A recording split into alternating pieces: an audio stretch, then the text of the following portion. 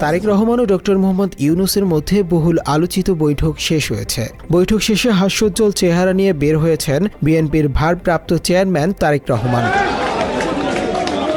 প্রধান উপদেষ্টা এবং তারেক রহমানের বৈঠক শেষে যৌথ সংবাদ সম্মেলন করেন নিরাপত্তা উপদেষ্টা ডক্টর খলিলুর রহমান ও বিএনপির স্থায়ী কমিটির সদস্য আমির খসরু মাহমুদ চৌধুরী। খলিলুর রহমান জানান, তারেক রহমান প্রধান উপদেষ্টাকে আগামী বছরের রমজান মাসের আগে নির্বাচন আয়োজনের প্রস্তাব দেন। জনাব তারেক রহমান প্রধান উপদেষ্টার কাছে আগামী বছরের রমজানের আগে নির্বাচন আয়োজনের প্রস্তাব করেন।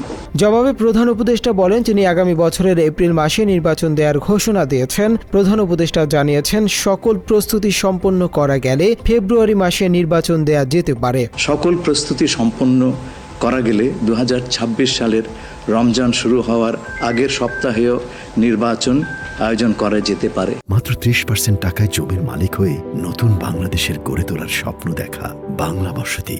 সাংবাদিকদের প্রশ্নের জবাব দেন বিএনপির স্থায়ী কমিটির সদস্য আমির খসরু মোহাম্মদ চৌধুরী। এ সময় জুলাই সনদের বিষয়ে সাংবাদিকেরা জানতে চাইলে তিনি বলেন, এ নিয়ে দেশেই আলোচনা চলছে। সব পক্ষের ঐক্যমত্যের ভিত্তিতে জুলাই সনদ এবং প্রয়োজনীয় সংস্কার করা হবে। এ ব্যাপারে আমাদের মধ্যে অলরেডি সিদ্ধান্ত আছে যে ঐক্যমতের ভিত্তিতে জুলাই সনদ হবে। তারেক রহমানের দেশে ফেরা নিয়ে প্রধান উপদেষ্টার সঙ্গে আলোচনা হয়নি বলে জানিয়েছেন আমির খসরু। তিনি জানিয়েছেন, তারেক রহমান যে কোনো সময় দেশে ফিরতে পারে।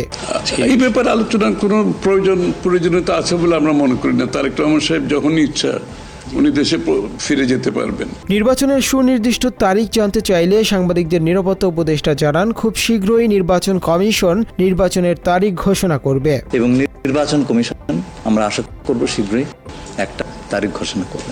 জুলাই গণহত্যার বিচার এবং রাষ্ট্র সংস্কারের অগ্রগতি নির্বাচনের আগেই সকলের সামনে দৃশ্যমান হবে বলেও যৌথ সংবাদ সম্মেলনে জানানো হয়।